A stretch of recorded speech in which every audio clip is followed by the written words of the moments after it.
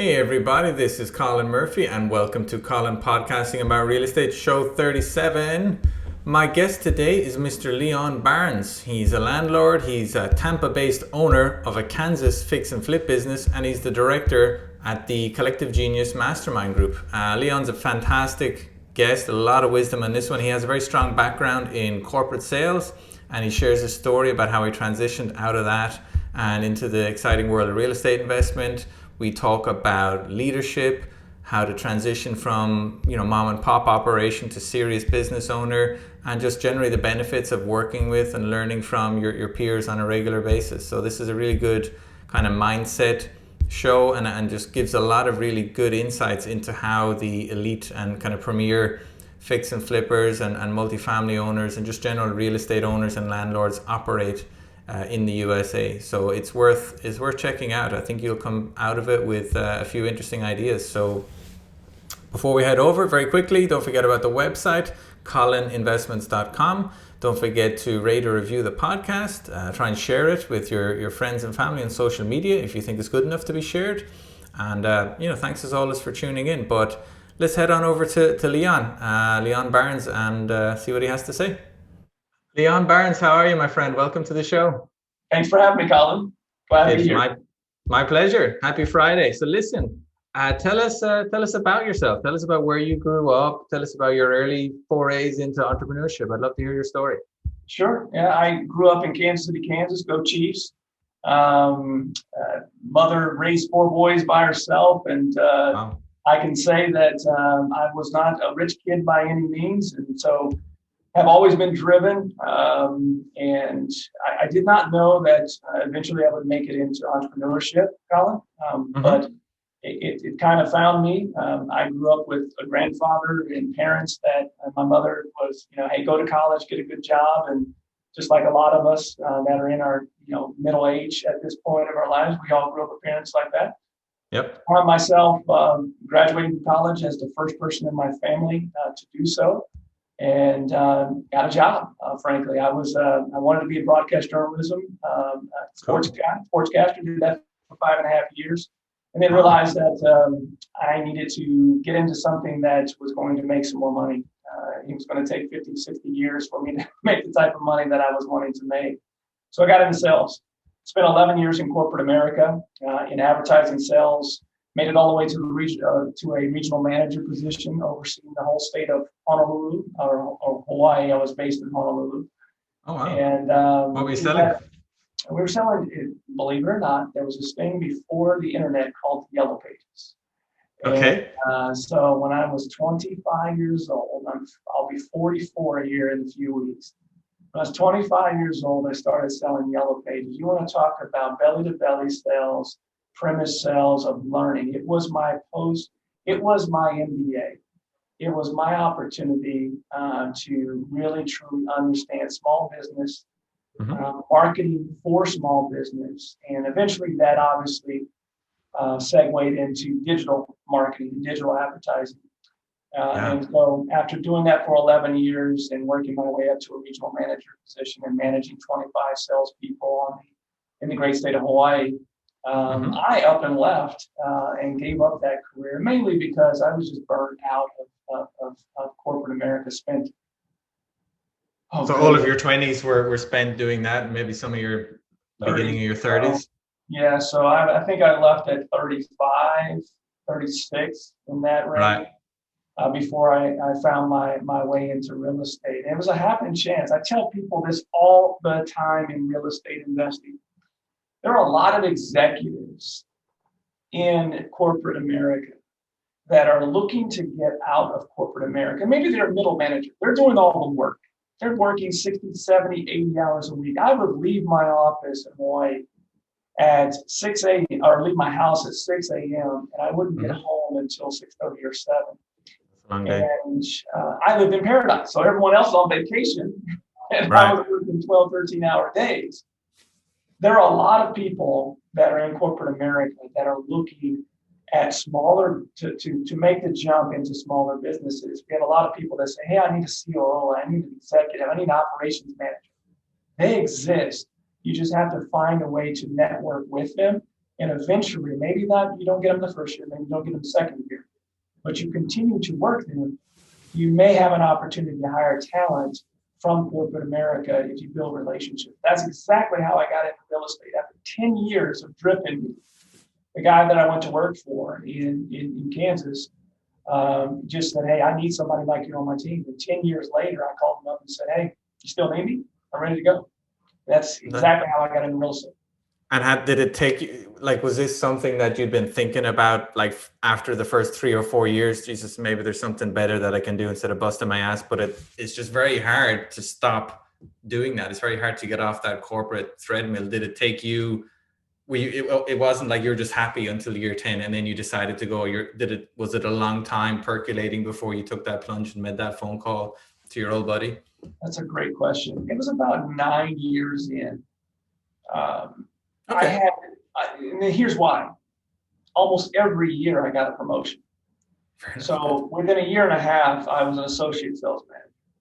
Within 3 years, I was a district sales manager. And then I was an area manager. And then I got another promotion to a title I don't even remember. But so within that first at least 8 years, I was getting a promotion every year and a half. Mm-hmm. And so I was staying happy because I was elevating, right? Yep.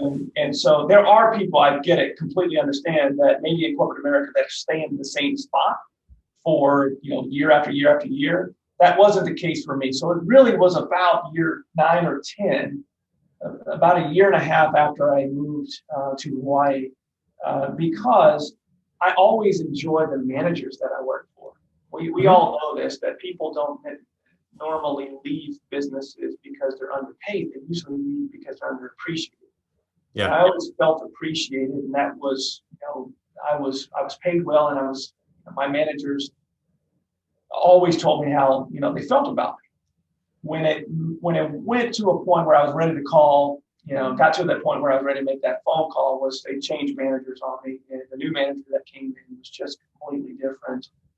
Different style, and no fault to him. It just didn't work for me. Yeah, but in hindsight, you're very happy that they did put in that manager that you didn't click with, because if they put in some other super nice guy that made you feel appreciated, that might have kept going another 5 years, right? Probably would have stayed. And I owe a lot to that organization. They taught me, operating systems, budgeting. KPIs, how to hire salespeople. I mean, I've interviewed thousands and thousands of people, and interviewing is not a perfect science, but there's a lot of life skills that I gained from that organization, and I'm very thankful for it. At the same time, you're exactly right, because I wish that I would have learned what was going on in real estate investing 10, 15, 20 years ago. At the same time, the skills that I learned, everything happened for a reason. It's made me better in real estate investing had I not had that experience. Yeah, I can certainly see that. So you had a pretty good job managing a team of 25 salespeople, very competent corporate manager. What did you transition into? What job did that friend give you in his real estate company? Yeah, so I'm officially that I know of, the only person that moves from Hawaii back to Kansas without military orders. So we made them move back to the winter in December, left Hawaii, which was really tough. Snow was on the ground when we arrived. But the only way I would have left it had to be in an executive level position. So officially, it was president/COO of the company, and really, he was looking to level up to a visionary role as a CEO, and it worked really, really well. I didn't have any real estate experience, but obviously I had sales experience and managerial experience and things that he did not want to do. So what did this company do? What kind of company? It sounds like it was more than your basic fix and flip kind of company. It was a flipping company. At the time that I joined, the previous year, he had flipped 27 houses the year before I joined the organization. And I think he'd done as many as 30. It was averaging about 25 to 30 flips. No wholesaling, no hoteling, flips only. Some of that inventory we would hold for rentals. Had about 125 rentals at the time in which I joined. And so at Sorry, were these rentals that he owned personally or just a property management sideline? no, personal rentals of the Oh, company. wow. That's pretty Yeah. impressive. Yeah. Yeah, it's in Kansas, in Wichita, great, rental market. We were talking before this about turnkey opportunities. It's a great turnkey, great cap rate market, very steady. You don't get the upside, but it's a very steady market. So it sounds like he had some sort of policy where he might, for every 5 flips he did, he might keep 2 or 3 for himself and sell the other couple. Yeah, it wasn't necessarily written in stone. A lot of those properties started post 2008, post crash, where there were a lot of lease options that would buy, flip, and could not get the sales price or the ARV that it needed, and so would take those into a lease option opportunity and up the ARV of $10,000 to $15,000.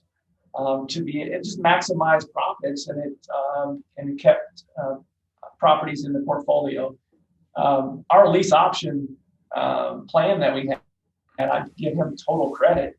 He was well over 50-60% of those that actually did end up purchasing the home, which on the national average that's a lot higher than most. So most of the properties were lease options when I first started. Can you dig into that a little bit for listeners that might not be familiar with the concept? What is a lease option? How do people use that to acquire real estate? Yeah, so it's a great strategy, especially coming out of where it's a buyer's market, and the buyer is really dictating price, and you have less qualified buyers. Post 2008, you had a lot of people that could not get qualified.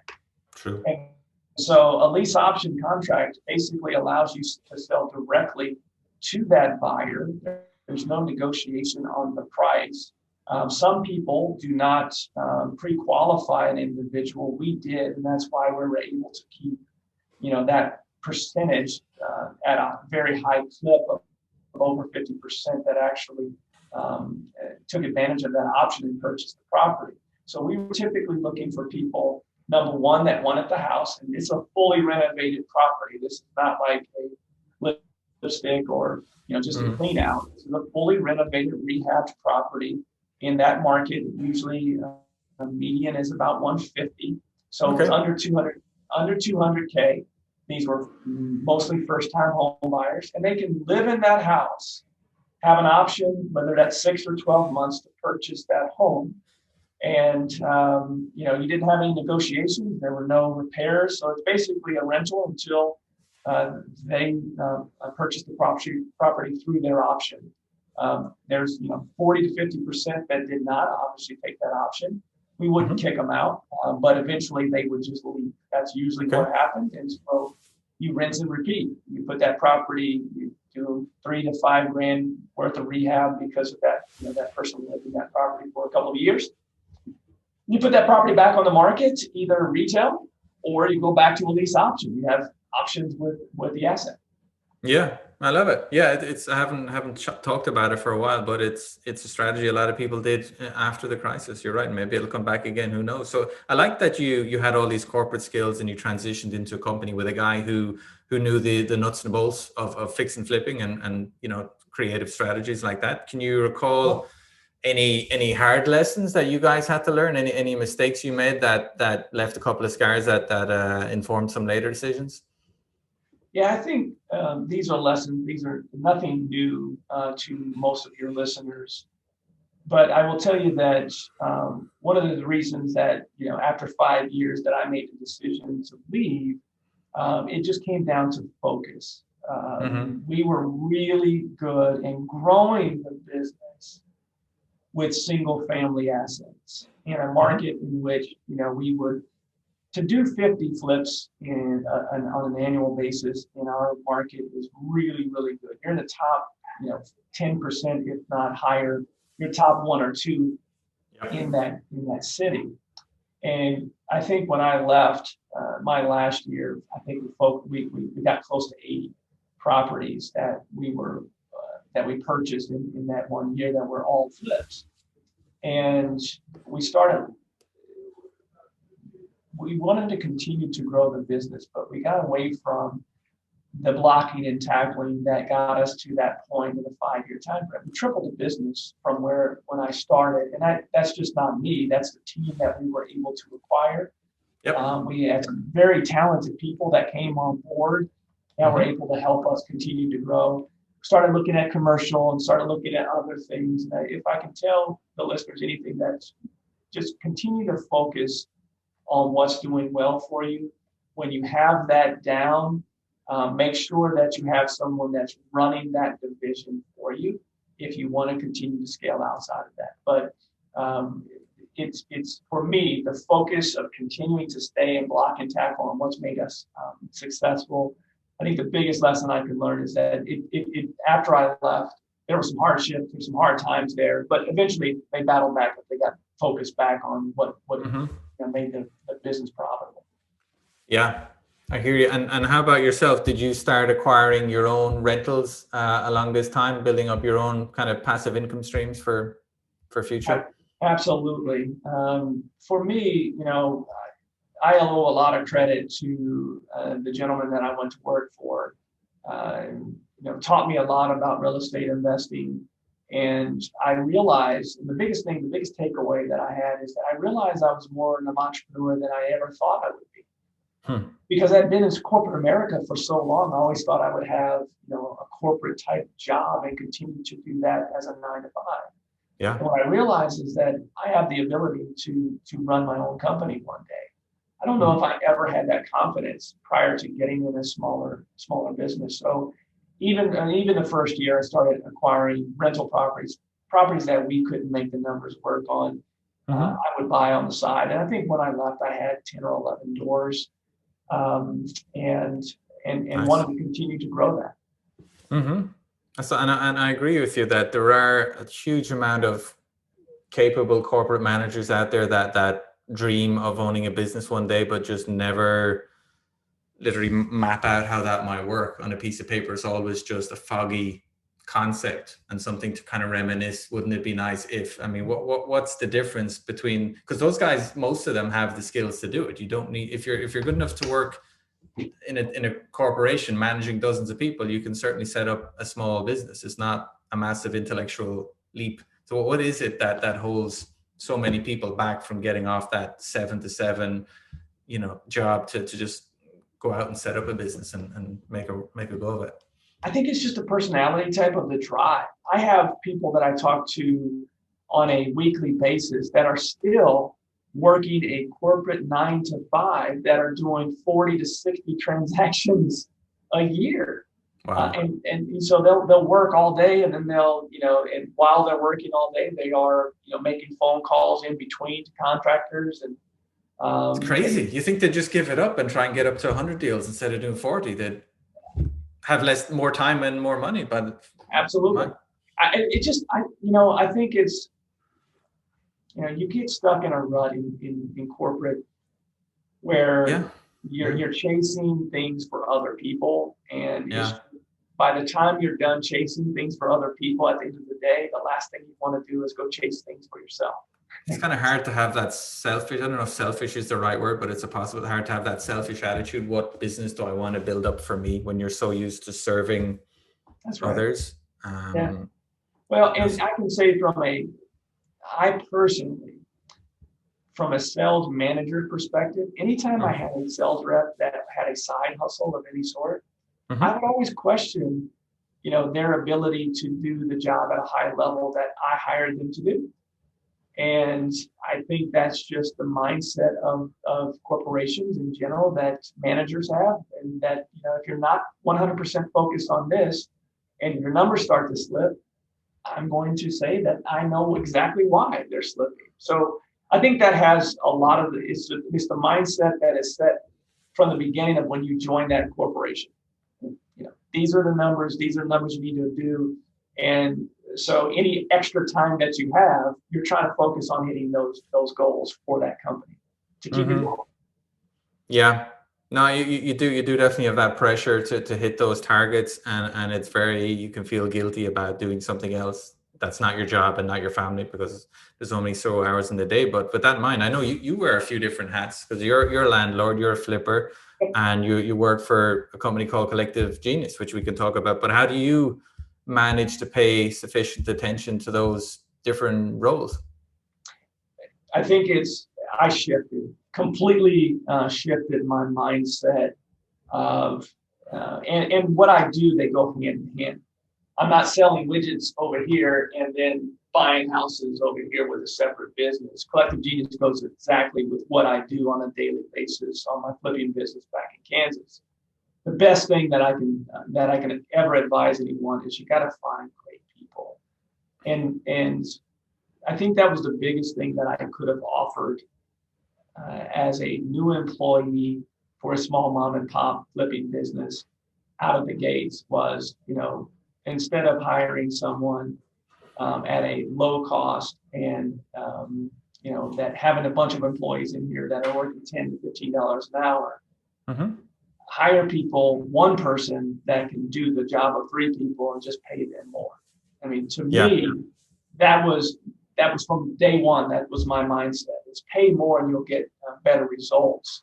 And I have a couple of people that help me back in Kansas that help me run the day-to-day operations with my flipping and rental business there. We've doubled our doors last year. I think we're sitting at 25 doors now after just a year and a half. Wow. And in a year and a half, we did 40 transactions, and we'll do 30 to 40 more in this 12-month cycle. So it's a balance, but one that I leverage. More importantly, I partner with good people.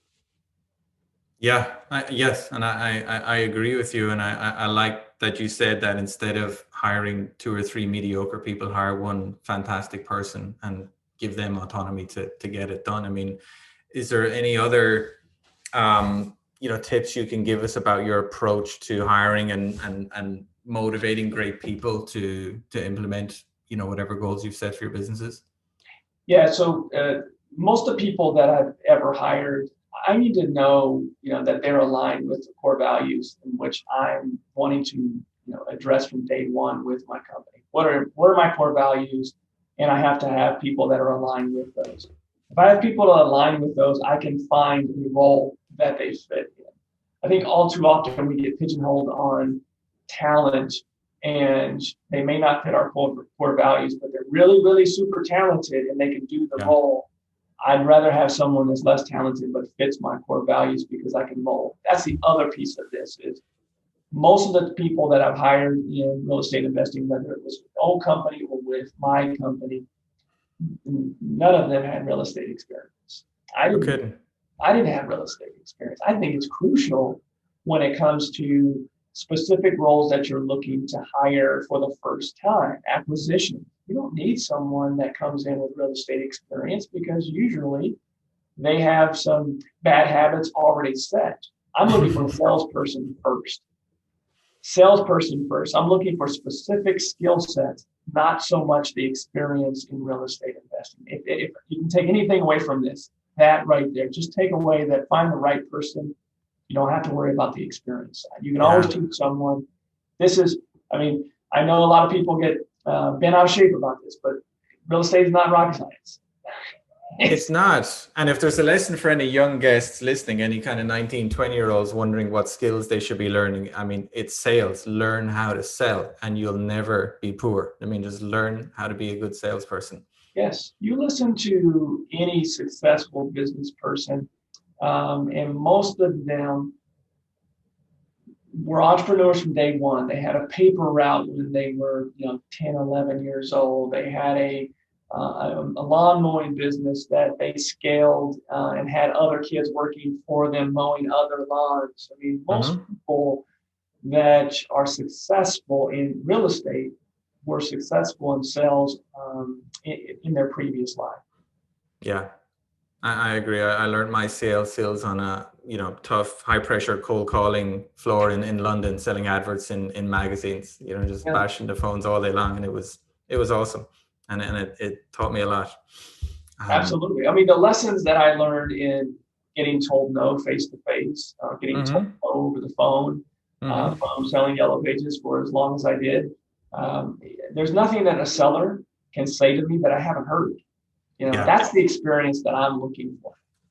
That's it. Yeah, you have to. So many people are afraid. I take it for granted because I've been told no nearly every day since I was about 20 years old. But a lot of people are afraid of hearing no. And if you can lose your fear of that and kind of learn how to get those yeses out of people, you'll be doing yourself a big favor. A lot of people are really afraid to be punched in the face as well. Until they get punched in the face, they're like, "Oh, it wasn't that bad." Right? True. I mean, I looked at it from, if I'm going to be successful, math is a universal language. Numbers don't lie, people do. So if I knew my ratio was when I first started and it was 1 in 20, I could get an appointment. I had to call 20 people to get one appointment. If I knew that, every no was closer to a yes. That means I had to take 19 no's. Take my 19 no's, and on the average, I'm going to get a yes. And then then start to get that down to 15, 10. And now you're developing skill sets. Yes. But when you do that on a daily basis, there's nothing that you're scared of because you've been told no so many times. Yeah, you mentioned something interesting earlier that I want to pivot back to for a minute, and I'll paraphrase here, is that you said, sometimes it doesn't matter if somebody's super talented, if their core values don't align, they're not going to be a good fit. I mean, what core values do you look for in people? Yeah, integrity. This is a business, real estate investing in general, that there's a certain stigma that goes with real estate investors. And so we do everything that we say we're going to do. And we're a solutions-based company. That is a fireable offense to me if you are not aligned with integrity as a core value.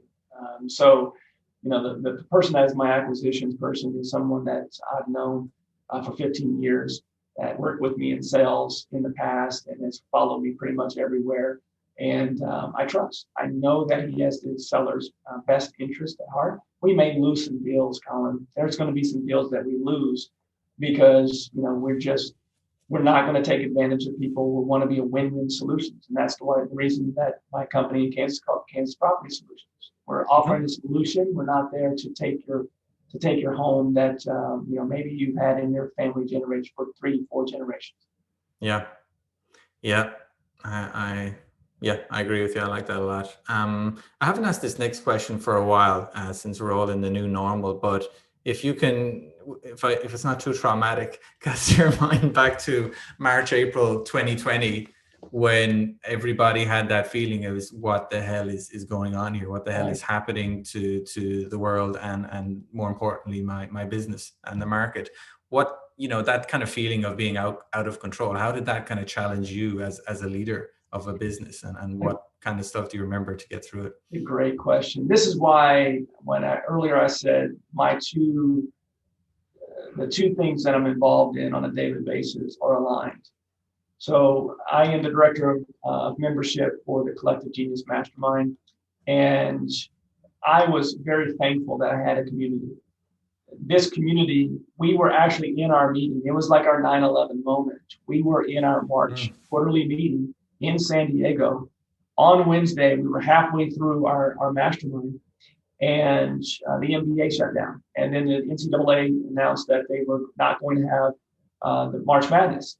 And so we knew something was not right. Something that this is not good. So by that Thursday and Friday, we had a few people fly out they didn't know if they could get home. And so we immediately, this is where a community can really, really help you if you're a real estate investor. We're all, for the most part, real estate investors are out there doing their business by themselves. And this is why it's important to have a community, not just your local community, but a nationwide company that you can call and say, hey, what's happening in this state or that state or another region, where I don't necessarily have that if I'm just an independent working by myself.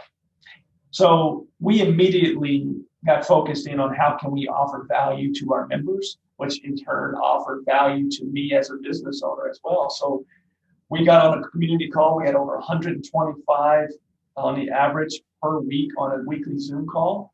Okay. And, wow. And every single Friday for an hour and a half and sometimes 2 hours, we would talk through, hey, how are you working through the issues of non-payment from renters? How are you working through PPP? Are you getting extra money? Are you taking that money? What are you doing? And so I was blessed to be a part of a community that most were aggressive and bullish on the market, while others were being cautious. I was in that cautious piece of going, you know what, I want to wait here for two couple of months to see how this plays out. But I can tell you during that time, I had about 8 properties that were to go onto the market. Every single one of them got multiple offers, and every one of them sold for over asking. And so once that happened, listening to my community, knowing that they weren't affected as much either, and that we could pivot if we needed to do a virtual appointment versus in person. I knew how to go about doing that because I had a community that could help me with that. And so after 2 months, we got really super aggressive with our own personal business based upon the community that I had supporting me. Yeah. Yeah, that's fantastic to have that resource, and I'm sure a lot of people would have been very glad to have it as well. Just having that community spirit in a time of crisis is priceless, I think. And I know that at CG Collective Genius, you've access and you network with a lot of very high caliber investors, some of the best fix and flippers and best real estate investors in the country. And so, you know, let me ask you kind of a question for the smaller guys out there. I mean, with inventory being so low these days, it's so hard to get properties, whether you're buying from wholesalers, EMLAs, foreclosures, whatever. Are you aware of any actionable strategies for getting deals that you can recommend to our listeners? Yeah, so every channel works as long as you are laser focused on those channels and being consistent. Consistency from a marketing perspective, that's my background of advertising, is being consistent with your message. Mm-hmm. What I mean by that is whatever you're doing, it works. It will work. You just have to make sure that you're consistent and A/B testing to see what works best for you, whether that's text messaging, cold calling, direct mail, television ads, radio ads, Facebook content marketing, whatever it is. All of those work. Some work better than others. But remain consistent with your message if it's working, and if it's not, tweak it. That's the first thing I will say to you in regards to the strategies that are working. The other piece is all of those work, all of those provide leads. The difference of the people that are successful right now, the elite investor, people throw that word around a lot, so I don't like to use it, but the person that's doing 100 plus transactions in your market today, they worked on becoming a business, and they're really sharpening their skills on sales and conversion. You may get 12 leads in a month. That person is converting 10 of them, and while you're only converting 1. Mm-hmm. Work on sales, converting, and making sure that you have the right people in lead management, lead follow-up, and converting on the acquisition side. Mm-hmm. It's fantastic advice. I mean, it's as people probably aren't surprised, there's no simple solution. Just do this and you'll get lots of leads. You have to put in that hard work and, get good at it and constantly tweak it. I tell people all the time they're lazy for asking me what direct mail piece is working better. That's a lazy thought. Mm-hmm. The thought should be, what do I need to do to get better with my direct mail? What would you suggest? How do I go about making sure that I'm converting more of those? Because here's the thing. There are people that don't focus on the deeper purchase. They focus on the sales price. So for instance, if you're a wholesaler, mm-hmm. Are you spending all your money to make sure that you get leads, and you're spending all your training money on your acquisitions and spending nothing on the disposition side? Or are you just taking orders on that side? Are you focused on the sales piece of it? Both sides, acquisitions and dispositions. That's what separates the premier level person from the person that's doing, a deal a month. Yeah. Nothing wrong with that, but if you want to grow, that's the difference. Yeah. I agree. That's how you do it. And so tell us a little bit more about CG then, and how they can help people go from, doing whatever, it might be a handful of deals or helping them to become more of a business and less of a one-man kind of dynamo running around like a lunatic, which a lot of, successful small investors are doing. Yeah, so the Collective Genius has been around for 11 years, and for 11 years, we've only allowed people in that are doing 50 plus transactions. And so it's always been an elite level mastermind. It's the originator of the concept for real estate investors. Mastermind's been around for 100 years, but we're the first in the real estate investing space. And so we have the biggest of the biggest players in this space. About 6 months ago, we came up and finally realized that we had so many people that were applying that were in that 25 to 50 range, and realized that there's something there that we can offer. And especially now that we have a full staff, in the past, Jason Medley has done this pretty much by himself with one other person.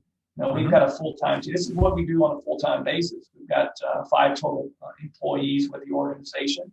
And so we created a separate mastermind called CG Select for that investor that is just on the cusp of being a CG premier level, is what we're calling it now, but needs really help on building a business.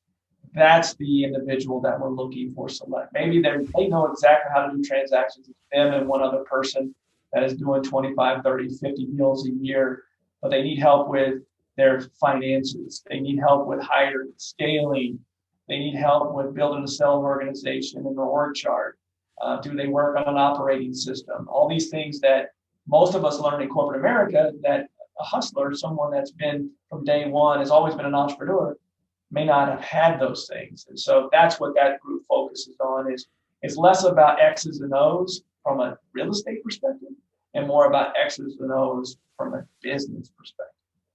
Yeah, I agree. And I think a lot of real estate investors, and I had this mindset until a few years back, is that it's everybody's got their own closed little shop, and you're just keeping your own information and you're doing your own thing and sharing nothing with anybody. And it's quite hard, as you know very well, to scale with that kind of mindset. Can you give us a few examples of how your premier level or even CG Select level people kind of share and help each other out and work together? Yes, absolutely. So we come together for Select, we come together 3 times a year. For Premier, we come together 4 times a year. And so everyone, what makes both of these groups work so well is everyone has to give something of value. You have to share something before you can just come in and take. You have to share something of value, a system, a process, an app, a book, something that's made your life better or your business better. And that is the greasing of the wheel. That gets all these networks, all these conversations started. That's first and foremost. Second, there's individual communities in between the meetings as well. We do training calls. We have a Facebook group. And so there's always, like today, perfect example.